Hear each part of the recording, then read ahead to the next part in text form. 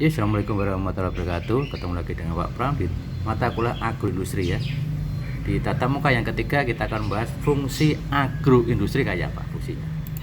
Tentunya fungsinya adalah sebagai wahana penyesuaian produk pertanian yang meliputi menciptakan produk baru, meningkatkan mutu produk, menyesuaikan produk seiring dengan permintaan. Perkembangan sekarang cukup pesat dan peningkatan daya awet, dan juga yang penting adalah mensupport pembangunan pertanian di Indonesia. Salah satunya adalah bagaimana pengembangan agroindustri sebagai wahana diversifikasi, transformasi, dan juga struktur ekonomi. Ya. Di mana pembangunan selalu dirancang secara bertahap agar transformasi itu perubahan struktur perekonomian menjadi lebih efisien dan efektif. Agroindustri juga sebagai penggerak industri pedesaan, di mana pengembangan sektor industri yang berlokasi di desa yaitu agroindustri. Seperti apa yang disampaikan di buku penelitiannya Benjamin White, agroindustri bersifat netral. Di pedesaan, agroindustri dikatakan sebagai suatu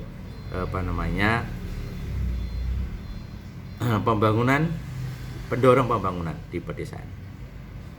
Dorong pembangunan di pedesaan. Contohnya, ini banyak petani-petani ibu-ibu ya, menanam berbagai tanaman. Ini tanaman kakao ya, tanaman coklat, ini tanaman buah-buahan, pancawarna ya. Itu juga tanaman-tanaman yang lain, tanaman sayuran, tanaman obat-obatan, dan juga yang lainnya. Ini bagaimana contoh agroindustri tidak berdampak terhadap pembangunan di desa. Ini tidak berdampak pada manusia, tapi berdampak pada pembangunan pertanian untuk industri, karena ini tidak banyak melibatkan masyarakat. Jadi tidak banyak melibatkan masyarakat. Harusnya melibatkan banyak masyarakat harusnya seperti itu. Ciri agroindustri yang bersifat anti pembangunan. Nah, ini anti pembangunan karena ini ya, konsep selalu berubah-ubah ya, di mana ada beberapa teori mengatakan kalau pendekatan harus sudah pakai mekanik, pakai robot dan juga yang lainnya, manusia itu hanya segelintir yang pandai-pandai saja yang bisa masuk, sedangkan petani-petani yang sederhana, tradisional cukup tertinggal jauh ya, Jadi seperti ini ya, ini kan yang sederhana seperti ini akan ketinggalan dengan yang industri yang di atas ini ya, dengan teknik pertanian yang sangat modern juga dengan ketinggalan jauh gitu. Nah, harusnya sudah mulai berkembang ke industri ke sana, sehingga petani-petani muda diharapkan menjadi salah satu agen perubahan yang bisa menjadi terobosan-terobosan yang luar biasa.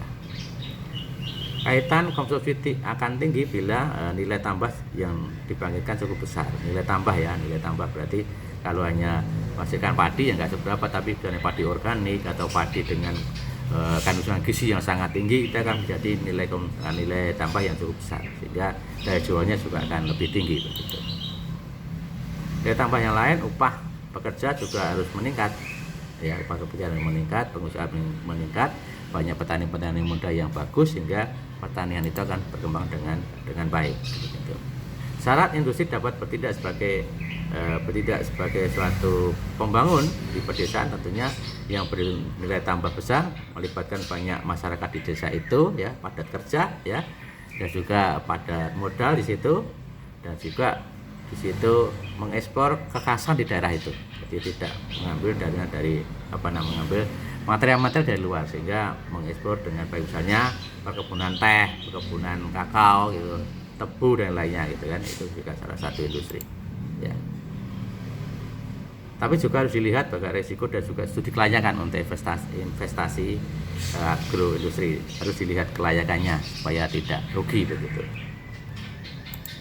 Nah, ini sekedar informasi bagaimana sih agroindustri berfungsi untuk pembangunan di Indonesia, khususnya pembangunan di bidang pertanian. Demikian bisa saya sampaikan di tatap muka yang ketiga di mata kuliah agroindustri, yaitu tentang fungsi agroindustri. Semoga yang sedikit ini bermanfaat. Terima kasih. Assalamualaikum warahmatullahi wabarakatuh.